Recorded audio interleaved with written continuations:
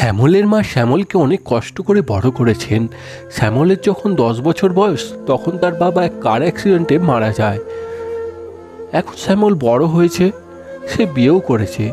অন্যদিকে বিমলা দেবীর বয়স হয়েছে, এখন আর তিনি তেমন কাজ করতে পারেন না।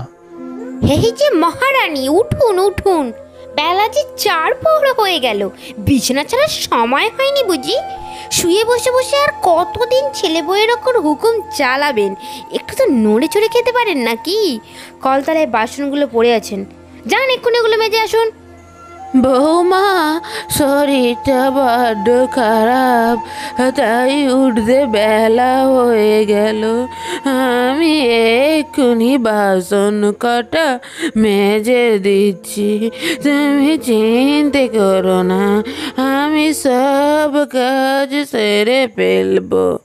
এই শোনো, আমি বলি কি, তোমার বাবার যা টাকা পয়সা আছে তাতে তো বেশি দিন চলবে না। এমনিতেই আমরা 3 জন, আর মায়ের পিছনে না খরচ বেরিয়ে যাচ্ছে। আমি কি বলি, মাকে বাড়ি থেকে তাড়িয়ে দিলে হয় না? যে কটা টাকা আছে তবু আর একটু বেশি দিন চলতো। আমার কথাটা কি তুমি বুঝতে পারছো? আরে কি বলছো এসব? এমনি এমনি কি বাড়ি থেকে তাড়ানো যায়? কিছু একটা তো কারণ লাগবে নাকি? নাহলে পাড়া প্রতিবেশী কি বলবে? হ্যাঁ হ্যাঁ, বুঝতে পেরেছি। আমার কাছে সব প্ল্যান রেডি আছে।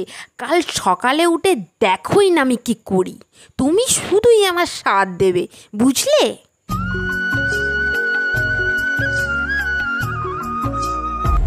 আমার স্বর্ণের হারটা খুঁজে পাচ্ছি না গো কোথাও।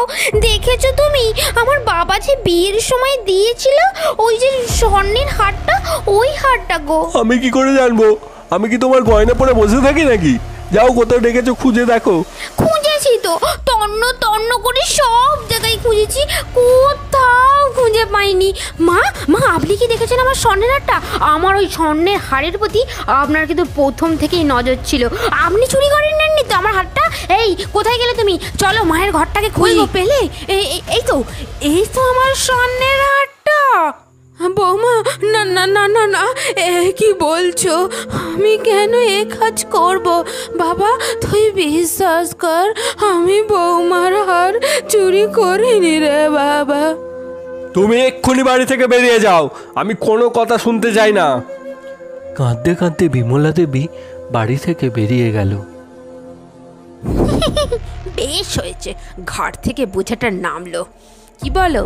চলো এবার শুধু শান্তি শান্তি। বুড়িমা, ও বুড়িমা, কাঁদছো কেন? আমায় বলো, কি হয়েছে? বুড়ি তার সমস্ত দুঃখের কথা সাধুকে খুলে বলে। বুঝেছি বুড়িমা, বুঝেছি।